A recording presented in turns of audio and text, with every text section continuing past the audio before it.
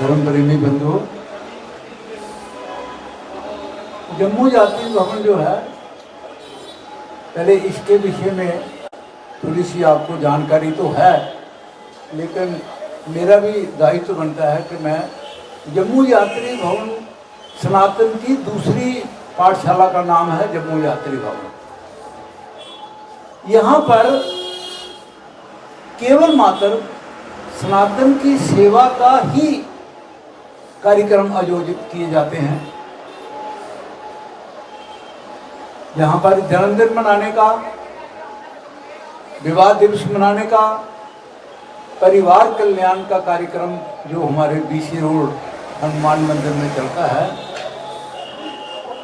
उसका उद्देश्य क्या है, इस योजना को बनाने का कार्यक्रम क्या है, क्यों इस योजना को शुरू किया गया। ये जम्मू शहर जो है ये मंदिरों का शहर है।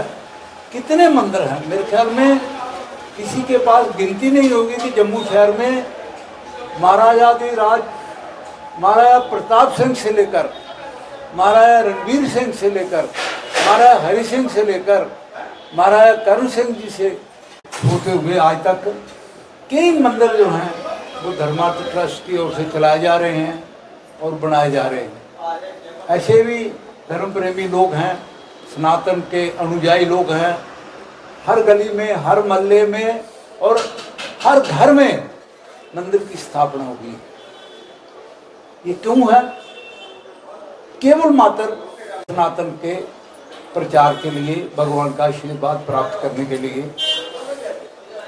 मंदिर तो बन जाते हैं, लेकिन व्यवस्था इतनी सुचारू रूप से नहीं चलती है जितनी यहाँ हनुमान जी की कृपा से जम्मू यात्री भवन के, चाहे हरिद्वार में हो या जम्मू में हो, जिस काम को शुरू किया जाता है वो 1 नंबर से शुरू किया जाता है और 100 नंबर तक उसको पहुंचाया जाता है। प्रायः संस्थाओं में बड़े जोर शोर से 100 नंबर से काम शुरू होता है, फिर 90, फिर 80, फिर 70, 50, फिर 10 तक पहुंच जाता है। जम्मू यात्री भवन में भगवान की बड़ी अपार कृपा है।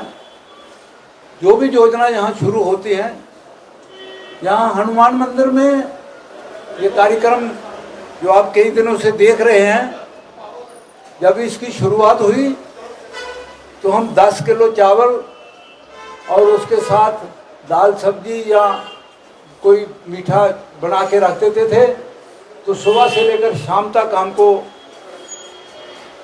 खाने वालों का इंतज़ार करना पड़ता था। अब भगवान की ऐसी कृपा है कि यहाँ पर 500 आदमी का भोजन बनता है, तकरीबन 4 बजे तक समाप्त हो जाता है। और उसके पश्चात शाम को 7 बजे फिर प्रसाद बनता है, हनुमान जी की भोग आरती। यहाँ 3 टाइम की आरती होती है। सुबह श्रृंगार आरती होती है, श्रृंगार आरती के बाद यहाँ पर लंगर भंडारा शुरू हो जाता है, चाय और बिस्कुट। दोपहर को भोग आरती होती है, उस वक्त भगवान जी को भोग लगता है और उसके बाद भगवान का शयन हो जाता है और शाम को फिर जो है वो शयन आरती होती है। तो शयन आरती के टाइम भी भोजन प्रसाद बांटा जाता है। और आगे हमारे पर यहाँ पर जैसे हमारे गुरदास शर्मा जी ने बताया कि यहाँ पर जो है शाम को 20-25 किलो की रोटी बनती है। मैं तो आज तक हमारे पास जितने भी लोग आए हैं वो केवल मात्र गौ माता के लिए और वानर सेना के लिए ही हमारे से रोटियां ले जाते हैं। आज से हमने एक कार्यक्रम और शुरू किया। वो ये क्या किया है कि हम शाम को यहाँ पर 100 रोटी का एक कपड़े का बैग तैयार कर रहे हैं। उसमें 100 रोटी होगी और हमारी रोटी जो है वो विशेष किस्म का रोटी बनती है। उसमें कनक का आटा है, जौ का आटा है, चने का आटा है, रिफाइंड तेल होता है, नमक होता है, अजवाइन होती है। वो एक किस्म का मिलेट्स का आटा बन जाता है। और किसी भी प्रकार के, चाहे रोगी हो या निरोगी हो, चाहे गऊ हो, जैसे गाय को रोटी देना वर्जित है, गाय का फुल्का देने से गाय का पेट खराब हो जाता है, लेकिन जो हम रोटी बनाते हैं ये किसी के लिए भी खराब नहीं है, अनुकूल होती है। आज से हम एक 100 आदमी का एक रोटी का पैक बना रहे हैं। मात्र 251 रुपया या 250 रुपया उसका हमने शुल्क रखा है। मैं उन लोगों को टारगेट करना चाहता हूँ कि बहुत से लोग रेलवे स्टेशन पर जाकर, बहुत से लोग यहाँ पर कुछ बेचारे गरीब लोग इकट्ठे होते हैं, झुग्गी झोंपड़ी में जाके वो बिस्कुट बांटते हैं, ब्रेड बांटते हैं। आजकल आपको पता है कि ब्रेड भी जो है मौसम अनुकूल नहीं है, वो आज बनाने के बाद 3 दिन के बाद बांटोगे तो वैसे ही खाने वाले का पेट खराब कर देती है।